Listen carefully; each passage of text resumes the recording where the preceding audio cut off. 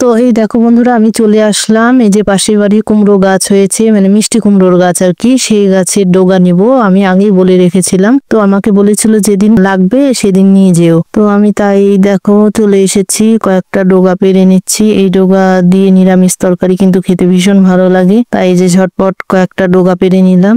তো এবার পার হয়ে চলে আসছি। আর এইদিকে দেখো, এই আমার হাতে দেখো কতগুলো ফুলও পেয়েছি, সেই ফুলগুলো নিয়ে আসলাম। আর এই যে সামান্য কয়েকটা ডগা, ব্যাস এগুলো দিয়ে সুন্দর করে একটা নিরামিষ তরকারি করব। তো যাই হোক বন্ধুরা, এই দেখো ফাইনালি আমি রান্না করতে চলে এসেছি। ছিল মাছগুলোকে লবণ হলুদ দিয়ে ভালো করে ভেজে নিব, আর সঙ্গে তো ডিম ছিলই। তো মাছ আর মাছের ডিম একসঙ্গে ঝোল করে নিব।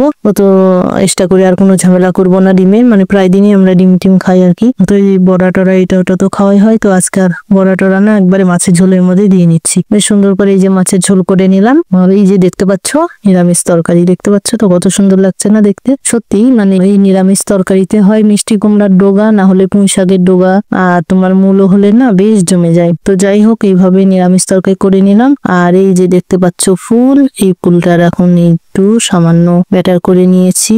এই ব্যাটারের মধ্যে দিয়ে এবার ভালো করে ভেজে নেব। ব্যাস এই ছিল আজকে দুপুরে রান্না বান্না। এই দেখো চলে এসেছি সমস্ত রান্না বান্না নিয়ে, একদম রেডি করে নিয়েছি। আর এইদিকে দেখো সবার ভাতও বেড়ে নিলাম। এই ছিল দুপুরের মেনু। ভালো লাগলে অবশ্যই একটা লাইক দিয়ে কমেন্ট করে শেয়ার করতে ভুলো না।